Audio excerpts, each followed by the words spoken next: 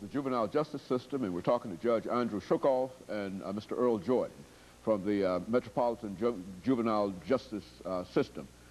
And Judge, before we had our second break, we sort of promised that we'd like to talk about the mentoring programs and some of the specific programs that you have over the last 5 or 6 minutes that you have in your office or in the system that our audience might be able to assist you in, might be able to volunteer or do whatever you believe. Great. Let me just give you, first, there's a number to call to speak with our volunteer coordinator who can talk about the range of things that we're doing, because it's beyond what we have time to talk. The number is 862-8011, and that person is there on staff to help coordinate with volunteers.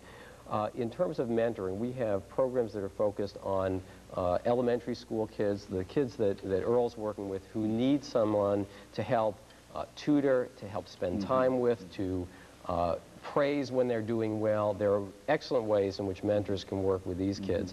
We also have some mentoring opportunities to work with older kids, mentoring opportunities to hook up with kids who are in foster care and who need an advocate to make sure that their cases are handled properly. We are also looking, that's kind of a mentoring approach. We're also really in desperate need in this community for more foster and adoptive homes, especially for African American kids who increasingly, because of the toll that crack cocaine has taken on the community, parents who are have just dropped out of their kids' lives and can't be there for their kids.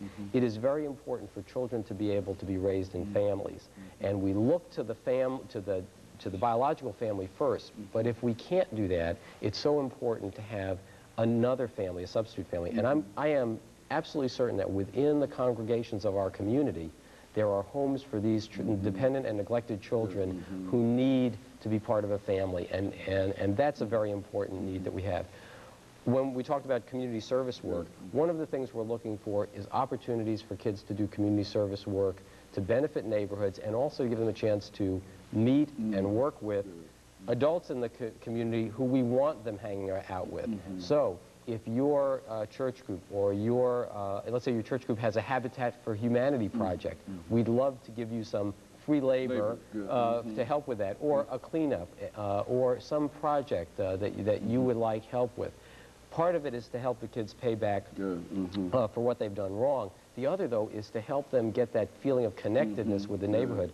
A number of the kids that went and did work at Two Rivers Park building the playground showed up one day, and we said, hey, you've completed your public service work hours. And they said, well, yeah, we know, but we want to help finish that part. And that's the message, that working with that kind of spirit that the adults who are doing the positive things in the community can really catch kids with. And that's very, very important. So those are a number of the opportunities, and many others, and we really need everybody's help. This is something where it's got to be a community effort if we're going to address these problems, and especially the early problems with young kids and young parents.